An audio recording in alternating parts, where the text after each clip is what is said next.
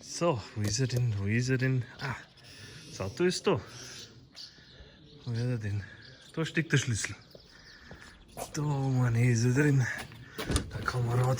Ich war mir sicher, dass ich den da erinnere. Den habe ich irgendwo da erinnert, aber das gibt's ja überhaupt nicht. Herr Bumsinger! Vergessen sei jetzt. Herr Bumsinger! Ja, Herrgott, Herr Bumsinger!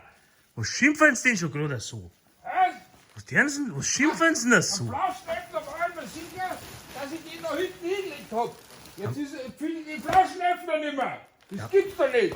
Ja, am Flaschenöffner. Neulich haben Sie doch gesagt, dass Sie nichts mehr trinken. Für was denn am Flaschenöffner? Ja, einen Flaschenöffner brauchst du immer. Ich war mir sicher, dass ich den da Ding, glaubst du das noch? Ich weiß nicht, ich war mir sicher, dass der da liegt hinten.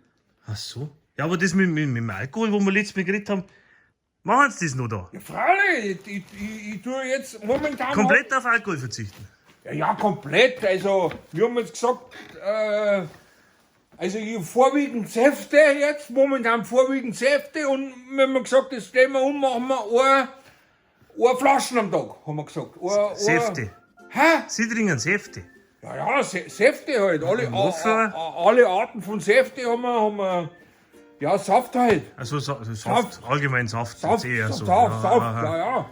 Und eine Flaschen am Tag darf ich trinken. Hab ich gesagt, eine Flaschen am Tag haben wir gesagt, haben wir ausgemacht. Okay, ja. Das, Ich muss die Flaschen. halt. Herr Bums, Sie meinen aber jetzt nicht die Flaschen. Oder? Was? Die meinen aber nicht die. Mit einer Flasche am Tag sind jetzt nicht die gemeint. Ja.